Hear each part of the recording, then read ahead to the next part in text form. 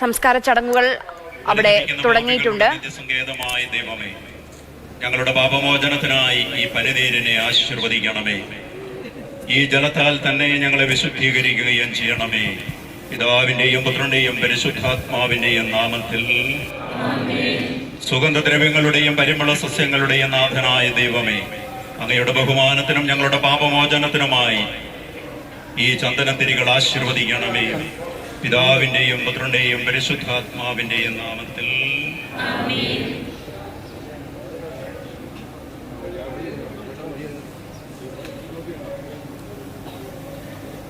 ചോദിച്ചോ?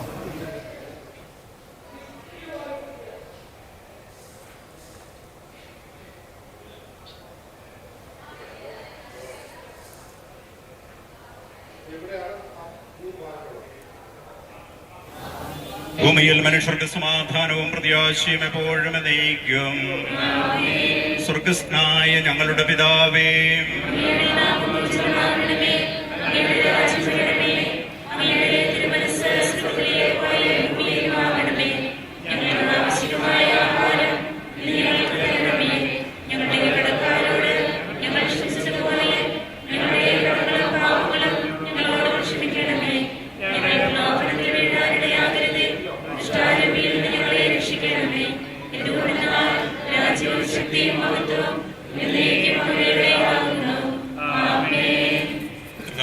നിന്നെ ഞങ്ങൾ ആരാധിക്കുകയും നിന്റെ കാരുണ്യത്തെ പുകഴ്ത്തുകയും മഹനീയമായ ദൃഢത്തിന്റെ നിഗൂഢമായ ശുദ്ധിയെ സ്തുതിക്കുകയും ചെയ്യുന്നു. എന്തുകൊണ്ടെന്നാൽ നീ ആകാശത്തിന്റെയും ഭൂമിയുടെയും രാജാവും ജീവന്റെയും മരണത്തിന്റെയും നാഥനുമാകുന്നു. പിതാവും പുത്രനും പരിശുദ്ധാത്മാവുമായ സർവേശ്വര. മനുഷ്യജീവിതം പുൽക്കൊടിക്ക് തുല്യമാകുന്നു. മരിച്ചവരെ മനുഷ്യജീവിതം പുൽക്കൊടിക്ക് തുല്യമാകുന്നു. വയലിലെ പുഷ്പം പോലെ അത് വിരിയുന്നു. ചുടുകാറ്റടിക്കുമ്പോൾ വാടിപ്പോവുകയും ചെയ്യുന്നു. അത് നിന്നിരുന്ന സ്ഥലവും അജ്ഞാതമായി തീരുന്നു. കർത്താവിനെ സ്നേഹിക്കുന്നവരുടെ മേൽ എന്നും അവന്റെ അനുഗ്രഹമുണ്ടായിരിക്കും.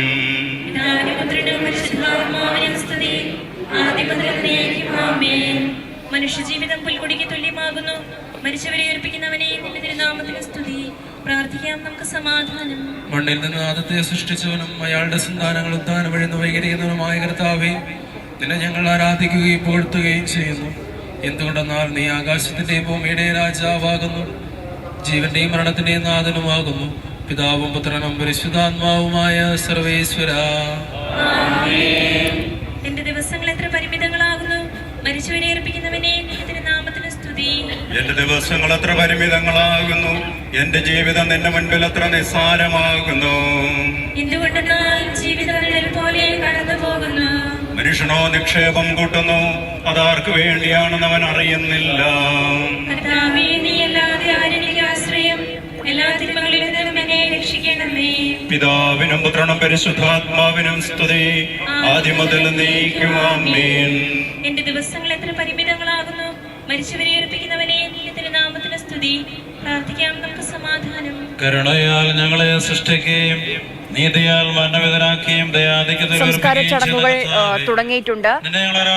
ആ കുടുംബത്തെ സംബന്ധിച്ച് അത്യന്തം വേദനാജനകമായ ഒരു സാഹചര്യത്തിലൂടെയാണ് അവർ കടന്നുപോയിക്കൊണ്ടിരിക്കുന്നത്.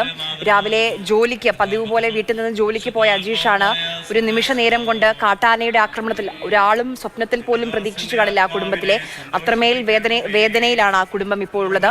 രാഹുൽ അവിടെ നിന്ന് നമുക്കൊപ്പം ചേരുന്നുണ്ട്. രാഹുൽ, ആ കുടുംബത്തിന്റെ വേദന വാക്കുകളിൽ നമുക്ക് വിവരിക്കാൻ കഴിയില്ല. ഒരു പക്ഷേ ഇങ്ങനെയൊരു നഷ്ടം, ആ കുടുംബം അക്ഷരാർത്ഥത്തിൽ അനാഥമായിരിക്കുകയാണ്. സംസ്കാര ചടങ്ങുകളൊക്കെ തുടങ്ങിയിട്ടുണ്ട്. കൂടുതൽ വിവരങ്ങൾ. വീട്ടിലെ ശുശ്രൂഷകൾ അത് അന്തിമഘട്ടത്തിലേക്ക് എത്തിയിരിക്കുകയാണ്. അതായത് അജീഷിന് വീട്ടിലുള്ള അവസാന നിമിഷങ്ങളാണ് ഇപ്പോൾ നടക്കുന്നത്. വൈദികരും സന്യാസികളൊക്കെ ചേർന്ന് ആ പ്രാർത്ഥന ശുശ്രൂഷ നടത്തുകയാണ്. അത് അന്തിമഘട്ടത്തിലാണ്. ഇതിനുശേഷം വിലാപയാത്രയായി മൃതദേഹം പള്ളിയിലേക്ക് കൊണ്ടുപോവുകയാണ് ചെയ്യുക. നിലവിൽ നടക്കുന്ന പ്രാർത്ഥനയ്ക്ക് ശേഷം കുടുംബാംഗങ്ങൾക്ക്, ബന്ധുക്കൾക്ക്, അടുത്തവർക്ക് അന്ത്യചിന്തനം നൽകുന്നതിനുള്ള അവസരം കൂടി മാത്രമാണ് ഉള്ളത്. അതിനുശേഷം മൃതദേഹം വീട്ടിൽ നിന്നെടുക്കും. പറഞ്ഞതുപോലെ വിലാപയാത്രയായി പള്ളിയിലേക്ക് കൊണ്ടുപോകും. വിശുദ്ധ അൽഫോൻസാമ പള്ളിയിലാണ് സംസ്കാര ചടങ്ങുകൾ നടക്കുക. വീട്ടിൽ നിന്ന് ഏകദേശം ഒരു 1/2 കിലോമീറ്ററിൽ താഴെ മാത്രമാണ് പള്ളി ഉള്ളത്. അങ്ങോട്ടേക്ക് വിലാപയാത്രയും പിന്നീട് പള്ളിയിൽ ഇതുവരെ വീട്ടിലെത്തി അജീഷിനെ കാണാൻ കഴിയാത്ത ആളുകൾക്ക് അന്ത്യോപചാരം അർപ്പിക്കാനുള്ള അവസരം കുറച്ച് സമയം ഉണ്ടാകും. അവിടെ ശുശ്രൂഷകൾ ഉണ്ടാകും. അതിനുശേഷം അജീഷിനെ സംസ്കരിക്കും. അതിൽ കുടുംബത്തെ സംബന്ധിച്ചോ നാട്ടുകാരെ സംബന്ധിച്ചോ ഉൾക്കൊള്ളാൻ കഴിയുന്നൊരു മരണമല്ല ഇത് അജീഷിന്റേത്. പക്ഷേ യാഥാർത്ഥ്യം അതാണല്ലോ എന്ന് തിരിച്ചറിയുക കൂടിയാണ്. അജീഷിന് 2 മക്കളാണ്. മൂത്തത് പെൺകുട്ടിയാണ്, ഇളയത് ആൺകുട്ടിയും. പിന്നീട് അച്ഛൻ, അമ്മ എന്നിവരടങ്ങുന്ന കുടുംബമാണ് അജീഷിന്റേത്. അജീഷ് ജോലി ചെയ്ത കുടുംബത്തെ പോറ്റിയിരുന്നു. അതായത് ഈ കുടുംബത്തിന്റെ അത്താണി കുടുംബനാഥൻ അജീഷായിരുന്നു. ഇന്നലെ കാട്ടാന ചവിട്ടി കൊലപ്പെടുത്തിയതോടുകൂടി കുടുംബത്തിന്റെ നാഥൻ തന്നെയാണ് ഇല്ലാതായിട്ടുള്ളത്. ഇപ്പോൾ ഈ കുടുംബത്തെ എങ്ങനെ ആശ്വസിപ്പിക്കും എന്നറിയാതെ കഷ്ടപ്പെടുകയാണ് വീട്ടിലേക്ക് എത്തിക്കൊണ്ടിരിക്കുന്ന ഓരോരുത്തരും. കഴിയുന്ന വിധത്തിൽ ആശ്വസിപ്പിക്കാനുള്ള ശ്രമം ബന്ധുക്കളും സുഹൃത്തുക്കളും ഒക്കെ ചേർന്ന് നടത്തുന്നുണ്ട്. കണ്ണീരോടെ കുടുംബത്തെ കാണുമ്പോൾ നമുക്കും അത് കണ്ടു നിൽക്കാൻ കഴിയാത്തൊരു അവസ്ഥയാണ്. ഇന്നലെ രാത്രി 9:00 അജീഷിന്റെ മൃതദേഹം വീട്ടിലേക്ക് കൊണ്ടുവന്നത്. അതായത് മൃതദേഹവുമായി ശരി രാഹുൽ.